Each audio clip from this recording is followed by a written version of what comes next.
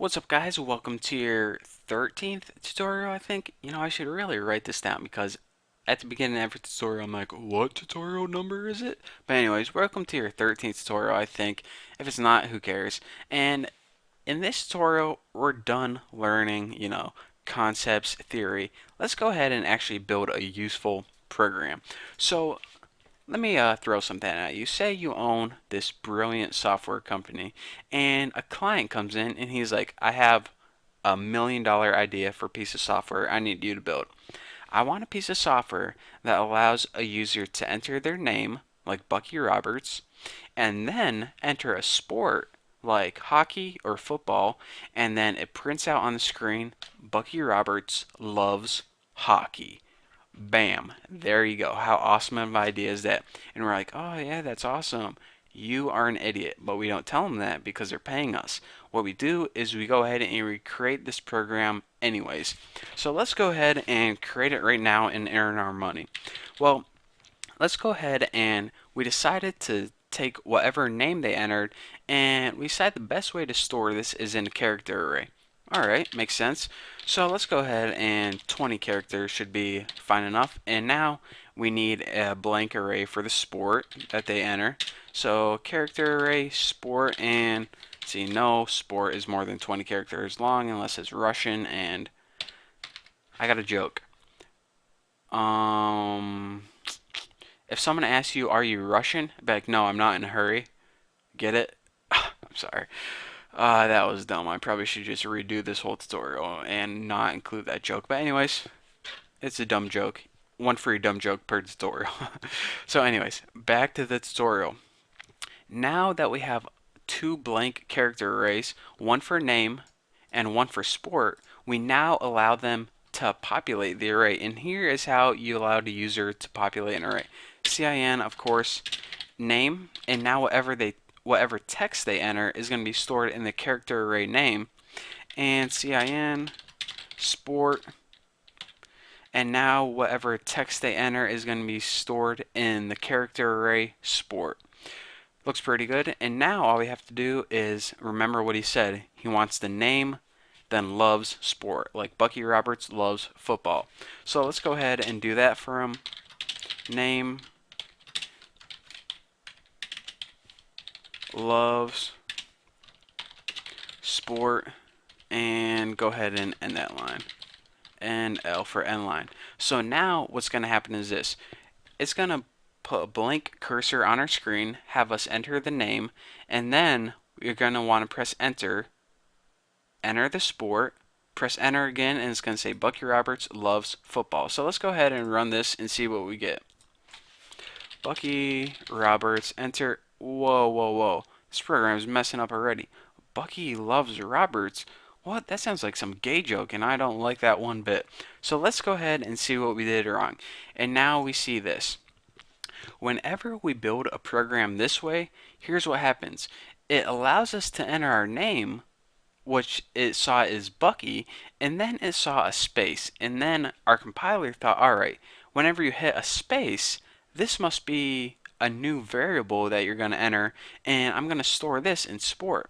But what we want to do is allow the user to enter their entire name, and then once they hit enter, we're going to want them to input the sport. So instead of separating it with a space, we're going to want to separate the variables with an enter or return, whatever keyboard you have. So how do we fix this? Well, this is something we haven't gone over yet, but I'm about to teach that to you guys right now. Instead of CIN, go ahead and type CIN.get. Let's go ahead and delete these. Instead of CIN, go ahead and put CIN.getLine. And now, as your parentheses, alright, let's back up for a second, Bucky. You're going a little too fast. GetLine is a function that allows the user to enter a line of text instead of just one word separated by space. So now what getLine is going to do, it's the same thing as, allows the user to enter text, but this is going to take the entire line of text, and now when they hit enter, it's going to end it. So this is a better way than just separating everything with spaces. It waits until the user hits enter, and once they do, it takes whatever text is on that line and stores it in this variable, which is in this case name. So anyways, this function takes two parameters. The first thing is what variable, or in this case, what array do you want to store this text inside? Name, of course, and it takes another parameter which you usually just have the same as your array. What is the maximum amount of characters that you can enter? And let's just go ahead and press 20. And now this is going to take the entire first line of text. So this will take Bucky Roberts and store it in the array name. Perfect. That's what we wanted. And cin.getLine again, of course. We need another one for sport and 20 as well. Just go ahead and set this second parameter equal to however long you made your array. And now let's go ahead and run this program again. Build and run. Bucky Roberts. Go ahead and press enter and press football, and make sure you spell it with two T's and not two L's, or else it won't work. And check this out.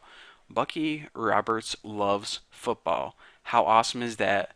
We just sold this program to this guy for $1 million. Bam, I just made you guys a millionaire. So anyways, the key to this tutorial is this. Whenever you want to take any bit of text and store it inside an array, whenever you want the user to enter their own text, you can do it in two different ways. One is just using the basic cin that we learned before, and this is going to take anything they entered and treat each word as a new variable. Or you have a different way to do this. If you want to take whatever they entered on an entire line and store that in a character array, you need to use this special function that I taught you guys about called cin.getLine. And of course, this function takes two parameters. The first one is name, or whatever variable you want to store it inside, and the second one is how many is the maximum amount of characters you can store. And let me show you guys what I mean by this. The user can enter more than 20, but it's not going to store more than 20. So let me go ahead and build this and show you guys. Bucky Roberts is the best guy ever. That's clearly more than 20, I think. Let's just add this just in case. And check this out. Bucky Roberts is the loves. It stops at 20, and then, it's not going to mess up if the user enters more than 20. It's just going to cut it off right at 20. So, anyways, that's what this little, stop sign means, the second parameter. So, anyways, that is the difference between cin and cin.getLine. One takes only a word separated by spaces, and one takes an entire line of text. So in this case, this would be the better way. So anyways, thank you guys for watching. Don't forget to subscribe, and that's all I have for you guys for this tutorial. In the next tutorial, I promise I'll be going over something a little more interesting. Or will I? See ya.